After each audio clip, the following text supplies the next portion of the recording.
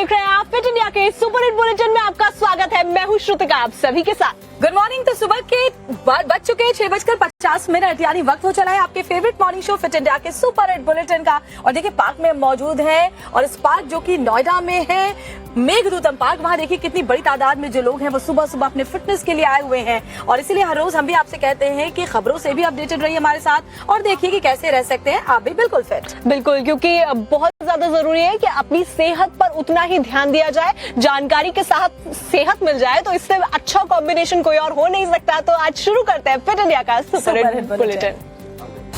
सिंधु के तहत ईरान में जो फंसे हुए भारतीय हैं उन्हें लाने का सिलसिला जारी है और अब तक 2003 लोगों की वतन वापसी हो चुकी है। बताया जा रहा है 291 लोगों को लेकर फ्लाइट नई दिल्ली कल पहुंची। जैसे ही भारतीय लौट कर आ रहे हैं, एक संतोष, एक खुशी उनके चेहरों पर नजर आ रही है, क्योंकि वहां वो सायरन की आवाजें सुन रहे थे, मिसाइलों की आवाजें सुन रहे थे। और ऐसे में ऑपरेशन सिंधु के तहत जब उनको भारत वापस लाया जा रहा है तो संतोष और खुशी और आंसू आंखों में उनके नजर आ रहे हैं। तो ईरान और इजराइल दोनों ही जगहों पर जो भारतीय फंसे हुए थे, खासतौर पर जो स्टूडेंट्स वहां पर थे, उन सबको एक एक करके ऑपरेशन सिंधु के तहत वापस लाया गया है। उनके परिवार वाले परेशान थे, अब उनकी वापसी से वो भी खुश हैं और साथ ही उनके परिवार वाले भी। सुकून, आंखों में चैन, सलामत वापसी की खुशी साफ देखी जा सकती है। जैसे ही 290 भारतीयों को लेकर फ्लाइट ईरान से दिल्ली पहुंची, लोगों की खुशी का ठिकाना नहीं रहा। किसी की आंखें नम थी तो किसी की और का रहने वाला। कैसी सुविधा थी? एम्बेसी ने सारा हेल्प किया? बहुत कोऑपरेट किया, बहुत अच्छा होटल रखे, एकोमोडेशन अच्छा रहा। पहली मर्तबा देखा कि हमारा एम्बेसी पूरा स्टाफ हमारे साथ था। एम्बेसी का और ईरान गवर्नमेंट का सपोर्ट जबरदस्त था। हर एक तरीके से उन्होंने हमको सपोर्ट किया। हर जगह होटल में रहना हो गया, ट्रैवलिंग हो गया और यहाँ तक पहुँचना हो गया, हर एक चीज़ में उन्होंने सपोर्ट सही से किया।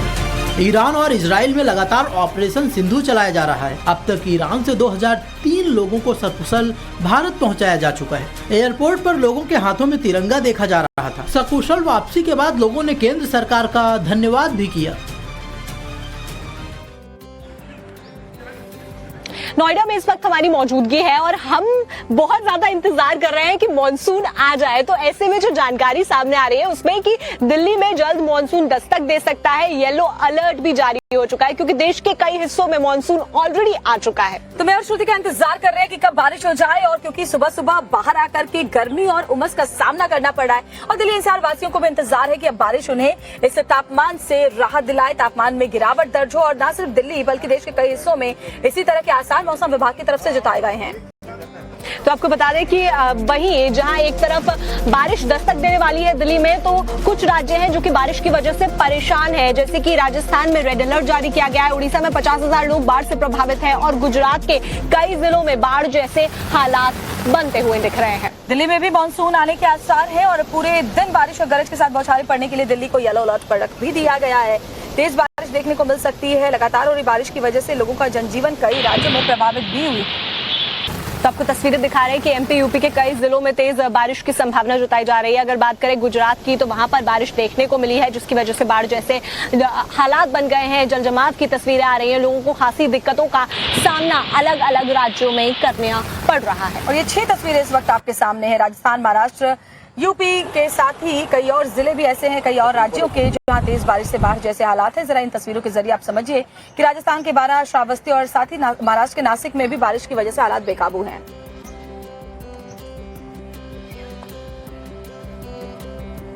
श्रुतिका, हम लोग तो कम से कम मैदानी राज्यों में और यहाँ बारिश का इंतजार कर रहे हैं, लेकिन जो पहाड़ी राज्य है वहाँ लगातार हो रही बारिश की वजह से लैंडस्लाइड जैसे हालात बन जाते हैं। बद्रीनाथ नेशनल हाईवे से भी ऐसी तस्वीर सामने आई है। बिल्कुल, और ये तस्वीरें बहुत ज्यादा डराने वाली है श्वेता, क्योंकि यहाँ पर एक कार जो है वो लैंडस्लाइड की चपेट में आ गई। आपको तस्वीरें देखनी चाहिए। लगातार हो रही तेज बारिश के बाद पहाड़ों का दरकना भी शुरू हो चुका है। खास तौर पर उत्तराखंड में पहाड़ों पर बड़े हादसे हो रहे हैं।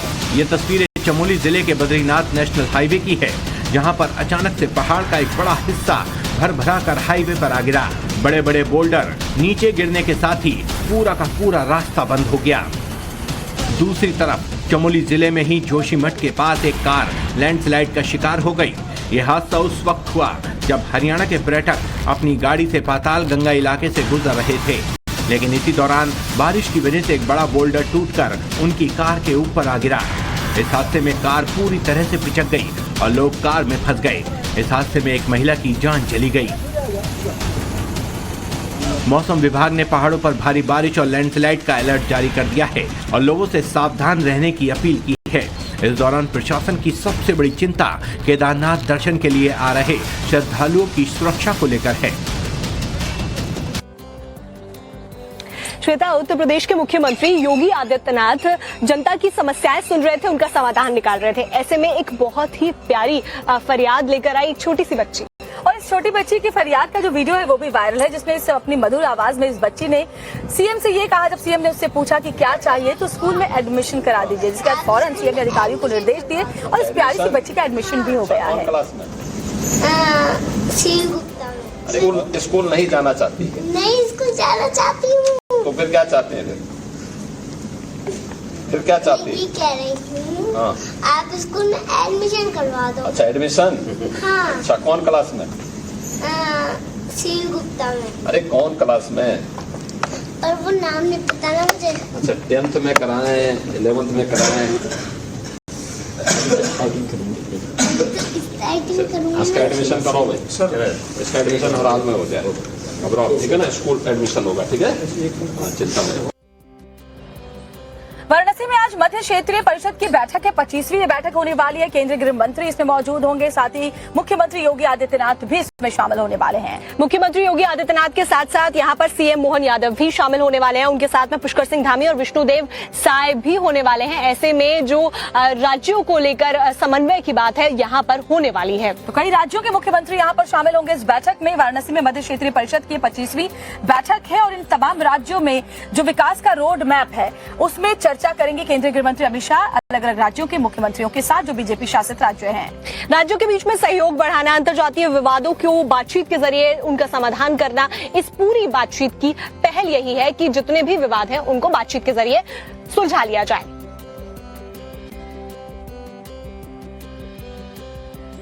इन सभी कार्यक्रम से पहले गृह मंत्री अमित शाह जाएंगे काल भैरव मंदिर में जाकर पूजा करेंगे और इस दौरान उनके साथ में योगी आदित्यनाथ भी मौजूद रहने वाले हैं। तो पूजा करने वो पहुंचे थे और मुख्यमंत्री भी उनके साथ मौजूद थे, लेकिन मंदिर में पुजारी ने जिस तरह शाह की नजर उतारी थी जब वो दर्शन करने पहुंचे थे वो काफी वायरल है, आपको भी देखना चाहिए।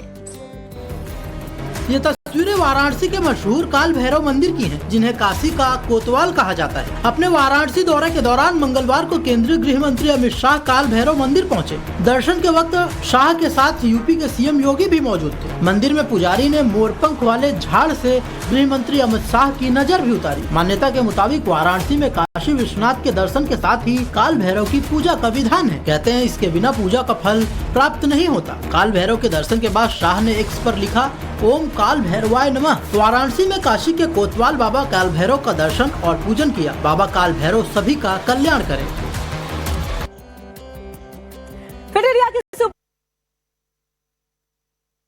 स्वागत है फिट इंडिया के सुपर हिट बुलेटिन में। खबरों का रुख करते हैं तो राजस्थान के बूंदी जिले के माधवराज गांव में मगरमच्छ निकलने से हड़कंप मच गया। हालांकि वन विभाग की टीम ने खबर मिलने के बाद ही मगरमच्छ का रेस्क्यू कर लिया है, लेकिन मगर के दिखने के बाद गांव वालों में हड़कंप मच गया।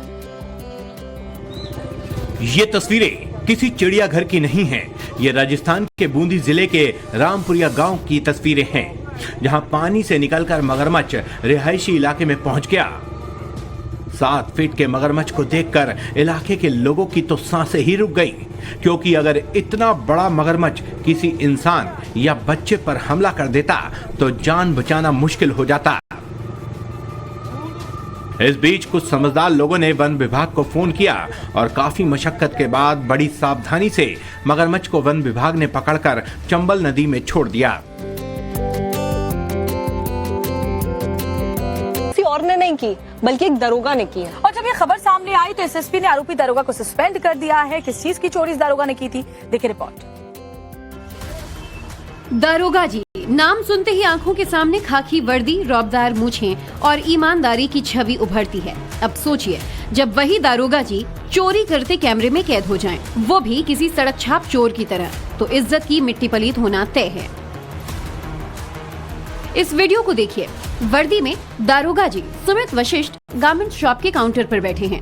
दुकान के कर्मचारी दूसरे कस्टमर से बातचीत कर रहे हैं। कुछ देर बैठने के बाद दारोगा सुमित की नजर पास ही रखे कुछ थैलों पर पड़ती है।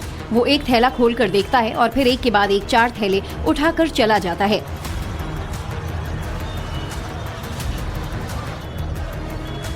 जब दुकान मालिक ने सीसीटीवी वीडियो देखी तो दारोगा की चोरी का पता चला। इसके बाद दुकान मालिक ने दारोगा को बुलाया, उनसे बैग मांगे, मगर उसने दुकान मालिक को हड़का दिया और कार्रवाई की धमकी देने लगा और कहा कि चोरी नहीं की है। जब दुकानदार ने सीसीटीवी वीडियो दिखाया तो दारोगा चुप रह गया। इसके कुछ देर बाद टीएसआई ने कपड़ों से भरे बैग वापस किए, लेकिन दारोगा की चोरी का ये वीडियो वायरल हो गया है। फिलहाल आला अधिकारियों ने उसे सस्पेंड कर दिया है।